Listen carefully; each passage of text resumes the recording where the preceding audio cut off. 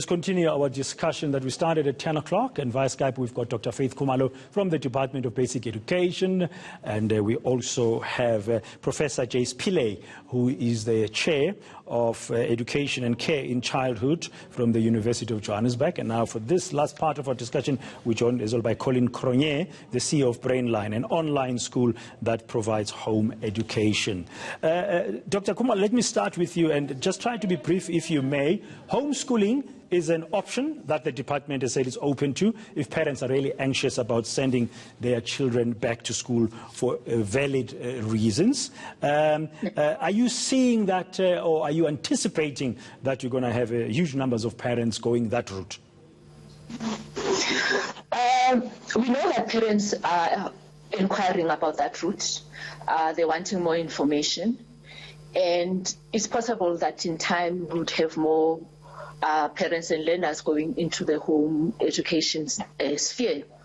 However, it's important, for you to, Dan, apologies, to really also understand that it is a shift in education. It's not just you take the traditional education and you do it at home, but there are a whole lot of resources that would be required in general, to do that. The parent would either have to put in time or get a tutor to do that. There's a registration process that you need to do.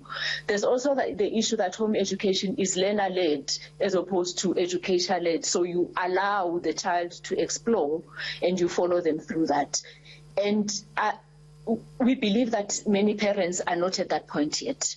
And so they are concerned about safety. However, they are probably not ready to go the home education route without really knowing the detail of what they need to do. And that is why the department is really saying that even at this point, it's not pushing people to say, if you are concerned, go home education. But we're really giving them time to really understand, to get the system going and gain confidence in it, perhaps, as they see that other learners are going and the system is working, for them to come back and join us moving forward. But in the interim, they also must make contact with the school and get their work for that time period, whether it's over a 2-week period, and go back and submit then the test or the assignment as they are done. But it is a long-term commitment to go that route, and it really would not be wise to do it just on the basis, of that we're concerned without really making all the consideration, taking them into context and making sure that even that home education is successful for the child ultimately. Okay, let's bring in Colin Cronje, the CEO of Brainline, one of the many organizations that deal with home education. Colin, good morning. Thank you very much for your time. You pride yourself of being in this sector for 30 years now as an online school that provides home education. Currently, and in this COVID-19 world, and listening to what the department has been doing to make sure that grade 7s and 12s who've gone back since Monday are safe and secure with the teachers, are you seeing an uptake in inquiries, and are more parents opting for home education? Oh, absolutely, Dan. Good morning. Yes, indeed. We are inundated with inquiries from parents who would like to at least see this year through by way of home education.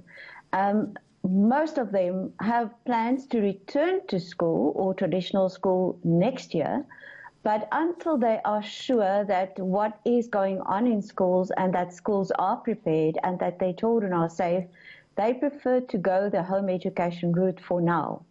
But is it for everybody? I mean, I've heard comments from parents, some of them I know, and some of our colleagues here at ENCA saying that it is so tough to balance working from home, if you're working from home, or now with level 3 lockdown, leaving home and coming in, doing home education, that some of them are saying they can now appreciate the value of teachers.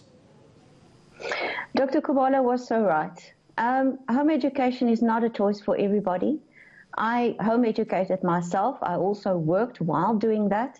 And I always try to find some kind of an analogy. And the best one that I can find is to decide that you want to be a vegetarian.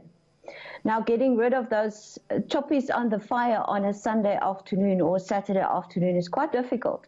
So if you decide to start doing home education, it becomes a complete lifestyle shift. You have to Work it into your home, work it into your lifestyle, work it into your schedule, work it into the daily lives of your children, and it should become a pattern. It should become something which is constant and something that you do not divert from, because it's a serious decision to take. One needs to sit down and decide, what are the resources that I have? What are the resources that I need to get before I start to home educate?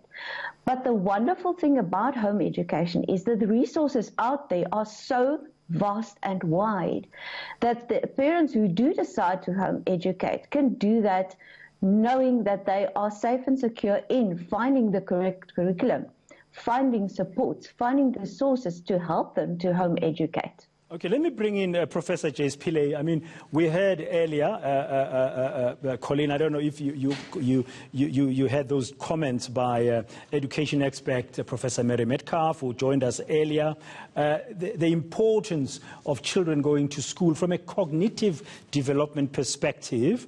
I mean, is that possible? And then social interaction is also important for children who are growing up. Is that possible to achieve? Is that a good route to go, homeschooling? Professor Pillay? Dan, my line is really quite bad. I wasn't able to hear clearly what the other colleagues have said, but I think I got your gist of your question. I think when you look at the homeschooling itself, there's definitely a lot of positive psychological basis for it, but also there is some negative, and that's exactly the question that you posed right now. I think if you look at research, one of the main things that it points out is about the social interaction. And children don't have enough time to interact with friends and peers in their age groups. And also the social phobias that may be created later on in life, and also social challenges in terms of how they interact and how they relate to other people. So if you look at the research, and if you look at it in terms of longitudinal studies, that has kind of emerged to say that the problems may not necessarily be now, but the problems could emerge later in the adult life in terms of social interaction. So, of course, that definitely can be a problem. But I think if you look at the psychological benefits of homeschooling itself, it creates an opportunity for parents to spend more time with the children and to create stronger bonds with the children.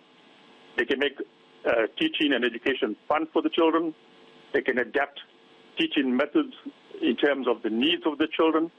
They can have a very flexible kind of schedule in terms of how they teach. They will also have an opportunity to bring about the religious and the ethical instructions into the curriculum itself.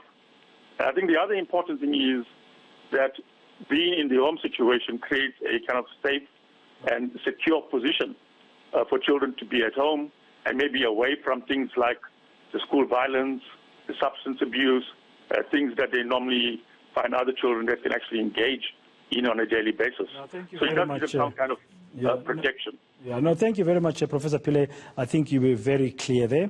And I also want to thank Colleen Cronje from Brainline and Dr. Faith Khumalo, who's in charge of care and support in schools at the Department of Basic Education, for having been with us for the last 45 minutes or so here on ENCA.